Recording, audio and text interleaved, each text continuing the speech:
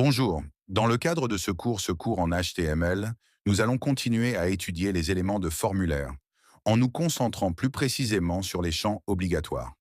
Je vais vous expliquer étape par étape comment rendre un formulaire plus robuste et comment utiliser certains attributs importants pour les champs. Prenons d'abord l'exemple d'un formulaire que j'avais déjà créé.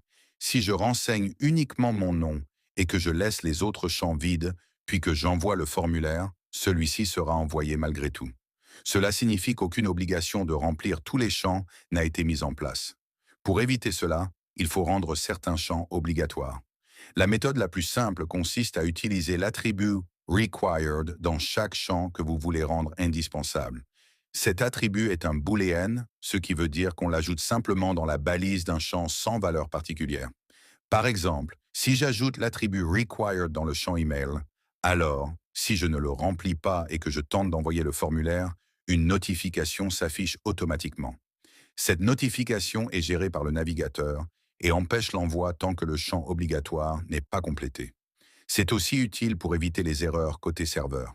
De plus, remarquez que le champ nom que j'avais rempli reste intact, ce qui signifie que les données déjà saisies ne sont pas perdues. C'est un bon comportement pour améliorer l'expérience utilisateur.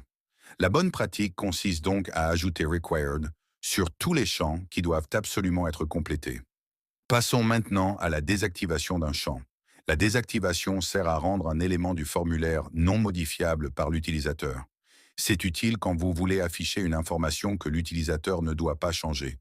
Par exemple, supposons que vous ayez un champ de description. Si je ne souhaite pas que l'utilisateur modifie ce champ, j'ajoute l'attribut disable à ce champ. L'attribut disable est aussi un booléen. Les effets sont: le champ devient grisé automatiquement par le navigateur. L'utilisateur ne peut pas cliquer ni modifier ce champ. La valeur du champ désactivé n'est pas envoyée au serveur lors de la soumission du formulaire. Donc, à utiliser uniquement quand on veut afficher une donnée, mais ne pas la faire traiter côté serveur. Un autre élément important est le texte indicatif, c'est-à-dire un texte qui s'affiche avant que l'utilisateur remplisse le champ. Ce texte sert d'aide pour expliquer ce qu'il faut saisir. Cet affichage est réalisé avec l'attribut placeholder. Il se place dans la balise input ou text area et sa valeur est une chaîne de caractères qui décrit ce que l'utilisateur doit saisir. Par exemple, dans un champ prénom, je peux mettre placeholder sans votre prénom. Ce texte apparaît en gris clair dans le champ, puis disparaît dès que l'utilisateur commence à taper. Attention, ce texte n'est pas envoyé au serveur s'il n'est pas remplacé par une vraie donnée. Si vous souhaitez pré-remplir un champ avec une donnée initiale, utilisable par défaut, il faut utiliser l'attribut value. Contrairement au placeholder, la valeur définie dans value est considérée comme une vraie donnée. Par exemple, dans un champ nom de la carte, si je mets value égale Revolut, alors au chargement du formulaire, ce champ affiche Revolut comme valeur active, prête à être envoyée au serveur si l'utilisateur ne la modifie pas. Pour certains champs, on souhaite limiter la longueur de la saisie. Par exemple, le code CVV d'une carte bancaire est toujours composé de 3 chiffres. Je vais déjà insérer le code pour un champ de saisie de données bancaires. Pour limiter les caractères à saisir, on utilise l'attribut maxLength qui limite le nombre maximal de caractères pouvant être saisis. Comme valeur, on met le nombre de limites avec des chiffres. Le CVV étant composé de 3 chiffres, je vais mettre 3.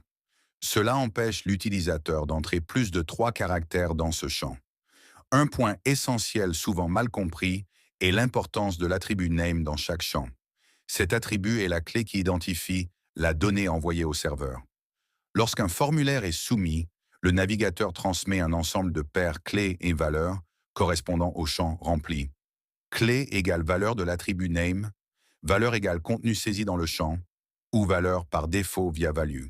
Sans name, même si l'utilisateur remplit un champ, sa donnée ne sera pas envoyée au serveur. Le serveur ne pourra donc pas traiter ce champ. Exemple, pour un champ prénom, si name égale pronom, et sur l'utilisateur remplit Farel comme prénom, alors la donnée envoyée sera pronom égale Farel. Si name est absent, le champ est ignoré lors de l'envoi. Pour les options où l'utilisateur doit choisir une seule valeur parmi plusieurs, on utilise les boutons radio donc, input type radio.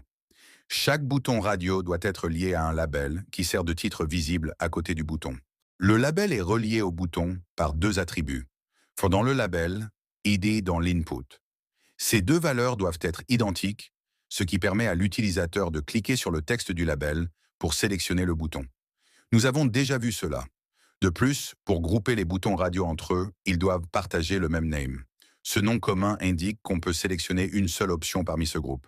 Chaque bouton radio a aussi un attribut value qui correspond à la valeur envoyée au serveur si ce bouton est sélectionné.